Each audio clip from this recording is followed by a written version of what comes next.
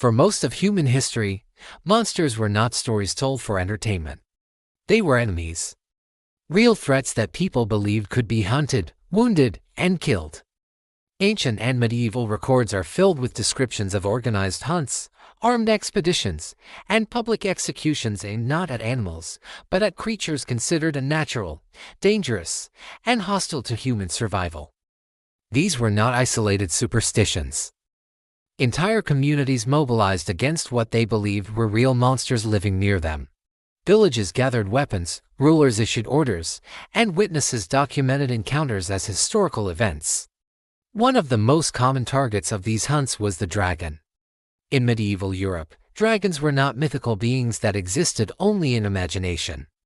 They were classified alongside wolves, bears, and other dangerous creatures. Chronicles describe knights sent specifically to eliminate dragons that were believed to be attacking livestock, poisoning water sources, or blocking trade routes. In the 12th century, records from regions in modern-day Germany and France describe large reptilian creatures living in marshes and caves, hunted by armed groups. These accounts mention thick-scaled skin, enormous size, and resistance to weapons. The idea that dragons guarded treasure likely originated from the fact that these creatures were believed to inhabit old ruins, caves, and abandoned mines where valuables were stored or hidden. To medieval minds, this was territorial behavior, not symbolism. When a dragon was reportedly killed, the event was celebrated publicly, often commemorated in local records. In some cases, remains such as large bones or skulls were displayed as proof. These bones were likely from prehistoric animals or large mammals, but to the people at the time, they were undeniable evidence of victory. Sea monsters were hunted with equal seriousness. Sailors did not simply avoid dangerous waters. They armed themselves against what they believed lived there. Norse sagas describe ships engaging massive creatures in the ocean, using harpoons, spears, and weighted hooks. The kraken was not imagined as supernatural. It was described as a living animal, massive in size, capable of dragging ships beneath the waves. Historical accounts describe sailors attacking enormous tentacled shapes that surfaced near vessels. Modern science now confirms the existence of giant and colossal squids, creatures large enough to damage ships and terrify crews. For ancient sailors encountering such beings without understanding their biology, the conclusion was obvious. This was a monster, and it had to be killed before it killed them. In some cases, ships returned with scars, broken planks, and stories of battle, reinforcing belief. Another category of monsters people actively hunted were shapeshifters and human-like creatures believed to prey on communities.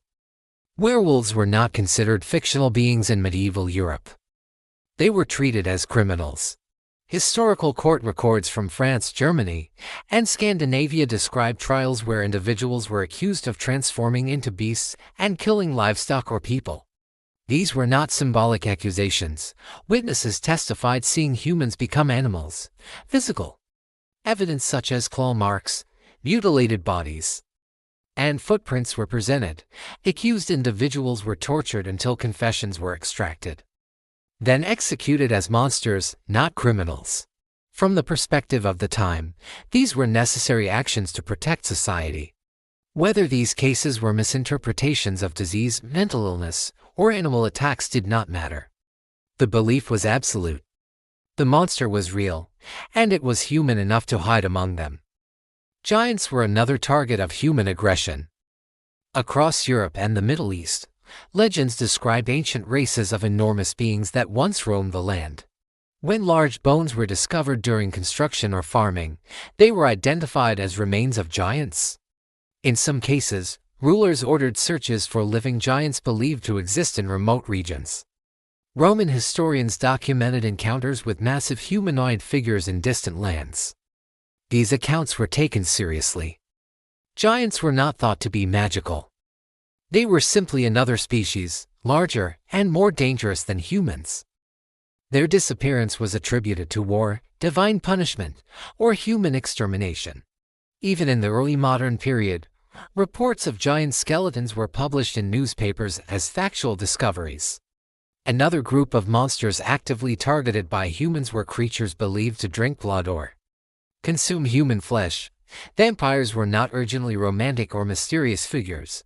They were considered walking corpses responsible for disease outbreaks and unexplained deaths. In Eastern Europe, villages conducted organized hunts for vampires. Graves were opened, bodies were inspected, and suspected undead were staked, decapitated, or burned. These actions were documented by officials, priests, and military officers. The presence of blood in corpses, caused by natural decomposition, was interpreted as proof of feeding. These hunts were not driven by panic alone. They were systematic, ritualized, and socially sanctioned. People believed they were stopping a real predator. In the Americas, indigenous cultures also described and hunted monstrous beings.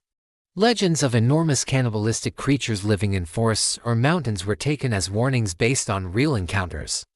Wendigo-like beings were believed to be humans transformed by extreme hunger and isolation. Communities actively killed individuals suspected of becoming such creatures, believing it was the only way to prevent further deaths. These actions were seen as tragic but necessary. The line between human and monster was thin, and survival required decisive action.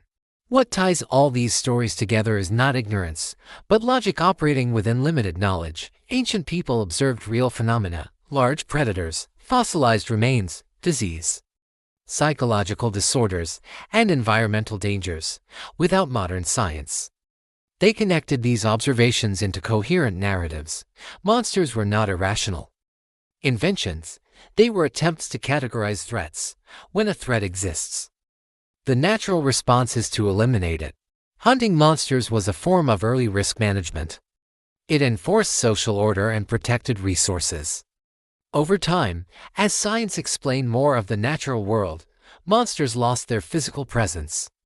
But they did not disappear overnight. For centuries, people continued to hunt creatures that no longer fit into reality as we understand it. This persistence shows how deeply real these monsters were to them. They left marks on law, warfare, architecture, and culture. Defensive walls were built against creatures believed to attack at night. Weapons were designed specifically to penetrate thick hides or supernatural defenses. Religious rituals were developed to protect against monsters that could not be killed by force alone. These were not stories told around fires for fun.